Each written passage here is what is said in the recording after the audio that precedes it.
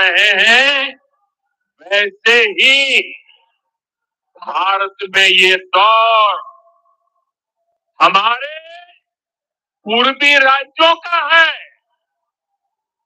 हमारा संकल्प है आने वाले समय में जैसे पश्चिमी भारत में मुंबई है, वैसे ही पूरब में मोतीहारी का नाम हो। जैसे अवसर गुरुग्राम में है, वैसे ही अवसर गयाची में भी बने। पुणे की तरह पटना भी, वहां भी औद्योगिक विकास हो। सूरत की तरह ही संथाल परगना का भी विकास हो। जयपुर की तरह जयपालगुड़ी, जलपाईगुड़ी और जाजपुर में भी टूरिज्म के नए रिकॉर्ड बने। बेंगलुरु की तरह बीरभूम के लोग भी आगे बढ़े।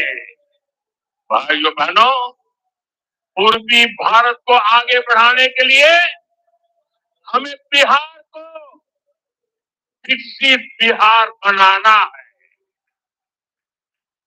आज बिहार में इतनी तेजी से काम इसलिए हो रहा है क्योंकि केंद्र और राज्य में बिहार के लिए काम करने वाली सरकार है।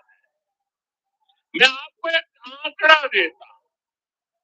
जब केंद्र में कांग्रेस और आरजेडी की सरकार थी तो यूपीए के 10 साल में बिहार को सिर्फ 2 लाख करोड़ रुपए के आसपास मिले। 10 साल में 2 लाख करोड़ के आसपास। यानी नीतीश जी की सरकार से ये लोग बदला ले रहे थे, बिहार से बदला ले रहे थे। 2014 में केंद्र में आपने मुझे सेवा करने का अवसर दिया। केंद्र में आने के बाद मैंने बिहार से बदला लेने वाली उस पुरानी राजनीति को भी समाप्त कर दिया। पिछले 10 साल में, एनडीए के 10 वर्षों में बिहार के विकास के लिए जो राशि दी गई है वो पहले से कितना गुना ज्यादा है, उसका आंकड़ा अभी हमारे सम्राट चौधरी जी बता रहे थे। इतने लाख करोड़ रुपए दिए गए हैं साथियों। यानी कांग्रेस और आरजेडी के मुकाबले कई गुना ज्यादा पैसा बिहार को हमारी सरकार ने दिया है। ये पैसा बिहार में जन कल्याण के काम आ रहा है।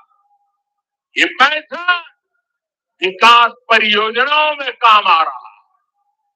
साथियों, आज की पीढ़ी को जानना जरूरी है कि बिहार 2 दशक पहले किस तरह हताशा में डूबा हुआ था। आरजेडी और कांग्रेस के राज में विकास पर ब्रेक था। गरीब का पैसा गरीब तक पहुंचना असंभव था। जो शासन में थे उनमें बस यही सोच थी कि कैसे गरीब के हक का पैसा लूट ले। लेकिन बिहार असंभव को भी संभव बनाने वाले वीरों की धरती है, परिश्रमियों की धरती है। आप लोगों ने इस धरती को आरजेडी और कांग्रेस की बेड़ियों से मुक्त किया, असंभव को संभव बनाया।